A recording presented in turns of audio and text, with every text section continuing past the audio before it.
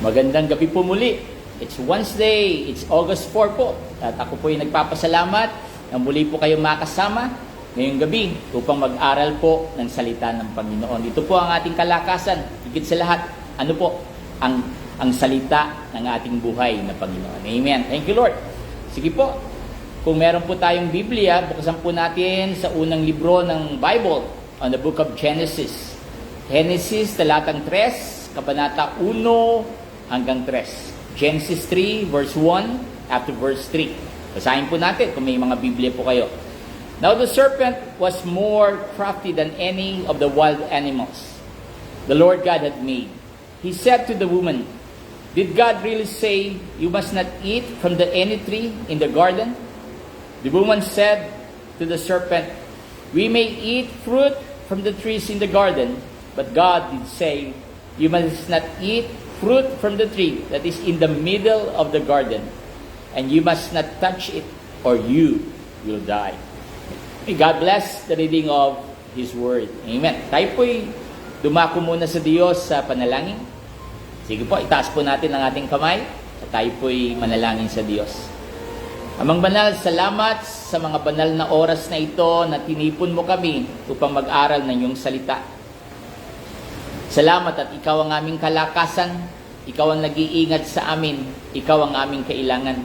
Humihingi po kami ng talino, hayaan mo ang iyong banal na spirito ang patuloy na magsalita sa amin. Alisin mo ang mga gumugulo sa aming mga isipan, ang pagod, ang karamdaman, ang problema, sapagkat ikaw ang dapat namin at malalapitan lamang. Salamat po sa iyong salita, aming pagbubulay-bulayan ngayong gabi, aming pag-aaralan ngayong gabi.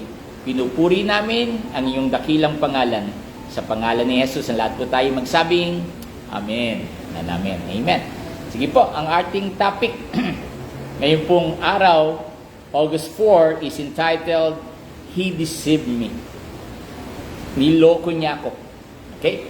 Now, madalas ko pong sabihin na bago po niya ilikha ang tao, ang Diyos, lahat ng kanyang pangangailangan, pinrovide na ng Diyos. Yan ang plano ng Diyos. Kaya kung nag-iisip tayo, parang marami akong pangangailangan na wala ako.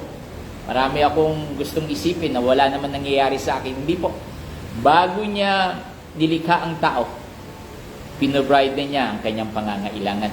Now dito, sa verse 1, may serpent, may ahas po, na he was a crafty. Sabi nga dito, crafty than any of the wild animals. Ano ibig sabihin po yun? Na ibang itsura niya. Kasi isa po sa sinumpa ang ahas dito, he will use his belly, ng kanyang tiyan, sa paglakad. So, I do believe meron na siyang paa niya. At yung mukha niya ay hindi nakakatakot. Siguro, kasi nakalapit siya kay Adam and Eve. Kasi ngayon, ang ahas, once na makita yan tao, ano gagawin ng tao? Magtatakbuhan.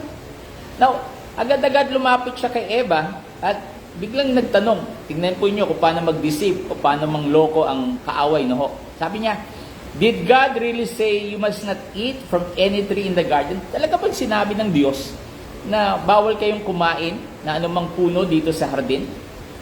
Now, sumagot ang babaeng si Eva. Sabi niya, "Hindi.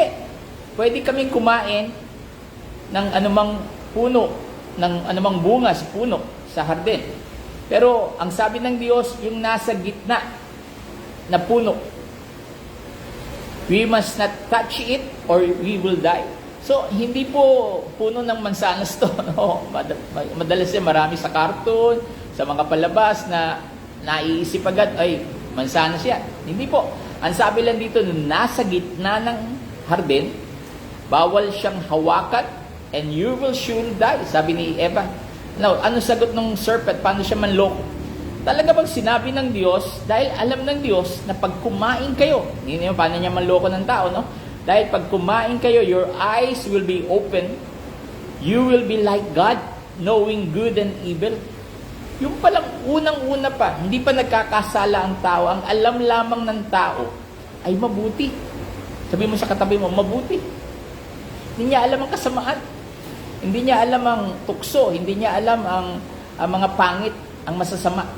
Ang alam lamang niya ay kabutihan. Kaya nung challenge ng diablo, ng serpent, kay Eva kasi alam ng Diyos na pag kinain niya yan, magiging katulad kayo ng Diyos na alam ang mabuti at masama. Now, in verse 6, tignan niyo ang nangyari kay Eva. When he saw the fruit ng bunga na nasa puno, it was so good, very pleasing to the eye. Ang ganda-ganda ng bunga at napakaganda sa mata and very desirable of gaining wisdom. Sabi niya, uy, totoo kaya yun na pag kinain namin, magiging matalino kami katulad ng Diyos? Kumagat siya at pagkagat niya, agad-agad binigay niya sa asawa niyang si Adan at kinagat rin. Now in verse 7, pagkagat ng pagkagat nila, yung anumang prutas yun, no? Hindi binabanggit po ng Bible, their eyes were open at nalaman nila they were naked, hubad sila. Agad-agad kumuha sila ng mga daon sa fig tree para itakip sa kanilang mga katawan at nagtago sila sa Diyos. Now, at this, in verse 8, nadinig nila dumadating ang Diyos at bigla silang nagtago. At ang una pong hinanap, ito po mga pamilya po. Sa isang pamilya, ang laging responsable po ay ang ama. Ano man ang nangyari sa asawa, ano man ang nangyari sa mga anak, ang laging tinatanong at hahanapin, I do believe, ay ang ama. Ano nangyari? Ano ginawa mo bilang ama, bilang asawa? So, agad-agad, hinanap si Adan. So, sumagot naman si Adan sa verse 10. Tingnan po niyo verse 10. Genesis 3, verse 10. I heard you, God, and I was afraid because I was naked, so I hide. Natakot ako dahil hubad ako.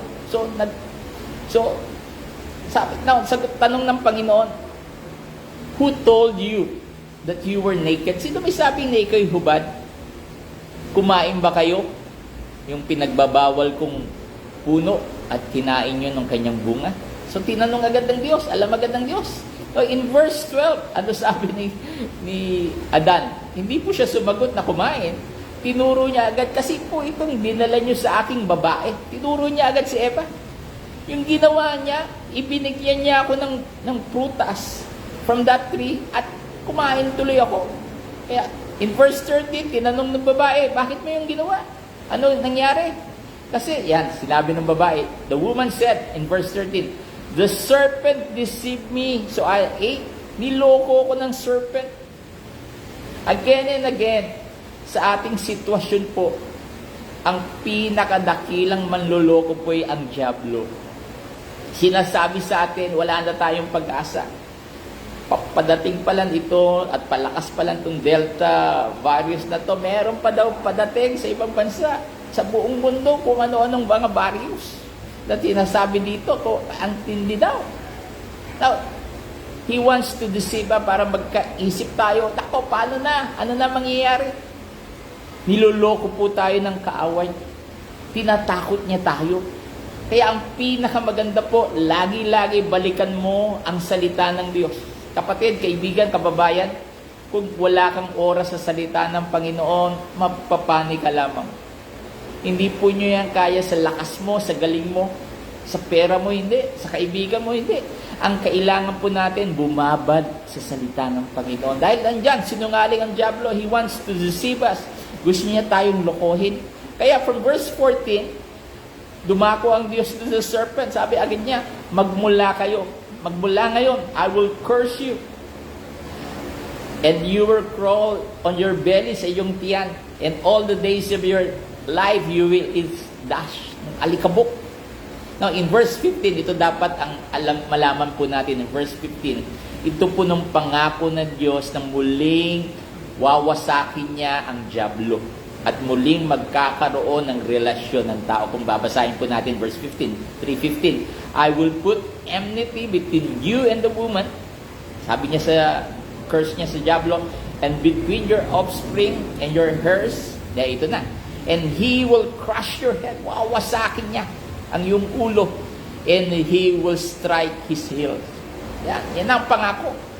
Nagkasala ang tao, pero may pangako ang Diyos, muling magbabalik at wawasakin ko at dudurugin ang diablong ito. Kaya, isa po sa sumpa sa babae, sa verse 16, in your childbearing, there will be a great pain. Hindi birong pain. At sa lalaki naman, I will curse the ground. Magmula ngayon, paghihirapan mo ang kakainin mo. Dati pala po, ang tao, ang plano ng Diyos, hindi mo na kailangan maghirap pa sa iyong kakainin. Sa madaling salita, hindi mo na kailangan magtrabaho pa. Pero dahil sa sumpa ng kasalanan, kinurse pati ang ground. What you will toil, sabi po sa verse 17, from the rest of your life. Kumbaga, bubuhayin mo, pagsisikap ka sa iyong kakainin.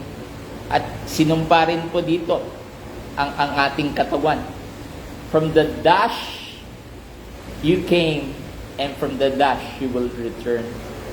Sa alikabok ka galing, at babalik ka sa alikabok. Sabi ko nga, kung wala sigurong pagkakasala, baka walang kamatayan ng tao. Hindi na magtatrabaho, wala nang hirap. Yun po ang total plan ng Diyos. Pero dahil sa nasirang kasalanan, again, nasirang kasalanan, lahat tayo apektado po. For all have sinned. Sabi po sa Romans 3:23, lahat ay nagkasala, lahat ay sinumpa. Anumang reliyon, anumang sekta, anumang tao, anuman ang posisyon, lahat ay makasalanan, sabi po ng Bible. Now, ang pinakamaganda po dito, He deceived Adam and Eve. Dapat po tayo bilang anak ng Diyos, wag na pong paloko. Wag na po natin tingnan na mas malaki ang ating hinaharap na problema bukas. O wala na tayong magagawa. No. Sinungaling ng kaaway. May pag-asa po ang ating buhay. Bakit? Meron po tayong Diyos na nalalapitan. May Diyos tayong naaasahan. Siguro may mga taong ayaw sa iyo. Siguro may mga taong ayaw kang umasenso, ayaw kang nakangiti, ayaw kang magara ang bahay, magara ang sasakyan. Ayaw, may mga ganyang mga tao. Pero dahil anak ka ng Diyos at marunong kang manampalataya at sumunod sa Diyos, may mangyayaring maganda at malaki sa ating buhay. Come what may, ano man yan mga sinasabi nila mga problema. Basta, ang mahalaga, nakatayo tayo sa salita ng Diyos. Ang mahalaga, hindi tayo iiwan ng Panginoon, hindi tayo pababayaan ng Panginoon. Yan ang pinanghahawakan natin, kaibigan, kababayan. Yan ang pinanghahawakan natin. Kaya ang puso natin, there is always joy in the presence of the Lord. Pag lumayo po tayo sa Diyos, tiyak, wala tayong joy. Siguro magkakapera tayo, siguro aasenso tayo, magiging maganda ang ating buhay. Pero kung lalayo po tayo sa Diyos, ang sumpa lang po ang hahabol sa atin. Pero pag lalapit tayo at susunod, ano ang katumbas yun? Yung pagpapalaya in the midst of the pandemic, ang mga anak ng Diyos ay hahawakan ng Diyos, iaangat ng Panginoon. Hindi natatakot sa bukas. Dahil bakit? Hawak ng Diyos ang bukas. Hallelujah. Amen. Yun po ang gusto ko pong sabihin ngayong gabi. Kahit naloko ng kaaway ang Adam and Eve, ang unang tao, ang Diyos na nangako ay Diyos ng ating pag-asa sa buhay na ito. Kaya po natin to. Huwag kang matakot. Huwag mong sisihin sino pa man. Ang dapat po natin gawin, Panginoon, kaya ko to. At ikaw ang bahala sa atin. Lagi ko po sinasabi, the executive producer of our life is Jesus Christ. The one who will protect us is Jesus Christ. Amen. The one who will save us, who will heal us, is Jesus Christ. So, sino pa hanapin mo kung nasa Diyos na natin ang lahat? Siya po ang ating pag-asa. Huwag na po tayong lumayo dahil ang pag-asa natin ay siya lamang at may magagawa ang Diyos sa ating buhay. Thank you, Lord. Sige po, tayo po'y manalangin. Taas natin po ang ating mga kamay. It is a point of contact that we believe God will answer our prayer. Slip our hands. Saan ka man, sa bahay, sa sala, sa kwarto, sa sasakyan, huwag kang mahiya. Taas mo yung kamay mo. Kung gusto mo ng himala, taas mo yan. May gagawin at may gagawin ang Panginoon. Sige po. Lord, we thank you for the opportunity na pag-aralan ng iyong salita. Napakaganda ng plano mo sa tao na ibinigay mo ang lahat. Ngunit nagkasala kami. Pero hindi humihinto doon ang aming buhay. Nagbukas ka ng pinto, gumawa ka ng daan sa aming Panginoong Jesus. At sino man ang manalig sa Kanya at humingi ng tawad ay magkakaroon ng buhay na walang hanggan. Salamat muli sa paalala na ang diablo'y sinungaling. Ang problema namin ay sinungaling. Ang mga balitang negative, alam namin na may positive news kang gagawin sa aming bansa, Panginoon. Lord, patuloy mong hawakan ang mga nakikinig sa live stream na ito. May mga personal na problema na hindi masabi-sabi kanino pa man. Mga akalang talunan sila, mga akalang ang kanilang trabaho, ang kanilang negosyo, ang kanilang pag-aaral ay matatapos na. Lord, kung may tao mang nakikinig na masyado na siyang baksak, masyado siyang discouraged, at may nag-iisip na siyang magpakamatay, Lord, hawakan mo ang mga taong ito. Nasabihin sa kanilang may pag-asa ang buhay sa aming Panginoon. Ang totoong kaligayahan ay hindi sa pera, hindi sa pangarap, kundi sa aming Panginoon. Hawakan mo, Panginoon, ang aming mga kababayan, ang mga umaasa sa iyo, ang mga nasa banig ng karamdaman, Panginoon. Sinabi mo sa iyong mga latay, kami ay nagsigaling. May mga kababayan po kaming baon sa utang, problema po nila ang bayarin, pero ikaw pa rin ang nagsabing, you will provide. In the midst of the pandemic, in the midst na mahirap ang buhay, mahirap kumita, kayang-kaya mo kaming pagpalain, Panginoon. Salamat. Salamat at naaasahan namin ay hindi tao. Salamat at hindi malaki ang problema, kundi malaki ang aming Diyos. Hallelujah. Ang tao'y sinungaling. Ang tao'y hindi maaasahan. Pero ang aming Diyos ay maaasahan namin. Hallelujah. Lord, salamat sa aming government na patuloy mong bibigyan ng talino, ng kalakasan, kung ano man ang kanilang mga plano. Panginoon, tulungan mo sila. Hayaan mo ang aming bansa ay alisin mo ang sumpa. Alisin mo at durugin itong mga karamdamang ito. Kung hindi, bumalik kami sa iyo, sumunod kami sa iyo, balikan namin ang iyong salita.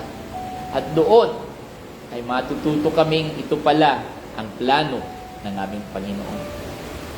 Lord, bagamat sa amin dito sa NCR ay magkakaroon po ng mga lockdown, magkakaroon po ng kung ano-anong mga gagawin, pero we do believe still, ang Diyos pa rin namin ang magpro-protect sa amin. Lord, sa pagbuhos ng mga vaccine, Lord, naway maging sapat ito at halos paramihin mo ang percentage na magkaroon ng vaccine ng marami. Alam namin na ito'y instrumento mo lamang upang patuloy kaming gumaling at lumakas sa buhay na ito. Lord, sa bawat simbahan, alam namin ay halos magsasara dahil sa pandemic, Panginoon, at tulungan mo kaming lalong umasa sa iyo. Turuan mo lalo kaming magkaroon ng oras sa aming live stream na bagamat kami malayo sa isa't isa, nagkakaisa kaming magpuri, nagkakaisa kaming magpasalamat at mag-aral ng iyong salita, magpalakasan. Huwag mong hayaan maging iba ang aming prioridad, kundi ikaw ang aming prioridad at may mangyayari sa aming buhay. Salamat. Binabalik namin sa iyo ang papuri at ang pasasalamat, Panginoon. Sa pangalan ni Jesus, ang lahat po tayo magsabing, Amen. And Amen. Hallelujah. Again, thank you for being with us. Kapatid, kaibigan, kababayan, may pag-asa ang buhay. Huwag nating isipin wala, may pag-asa. Sabi mo sa katabi mo, may pag-asa. Nandiyan ang Diyos na maaasahan po natin. Ako po'y si Pastor James Lagasca na lagi pong nagpapasalamat, na lagi po kayong nakakasama. Again, I would like to request you na mag-comment naman po sa ating live stream kung paano po tayong natutulungan na lumakas ating spiritual life dito po sa live stream na ito. Dito sa Light of Life Foster Church. At patuloy ko po sinasabi lagi that the Lord loves you and the Lord cares for you. Gandang gabi po. Magpahinga po tayo maigi upang bukas, panibagong araw na magpapasalamat po tayo sa ating buhay na Panginoon. Lord bless.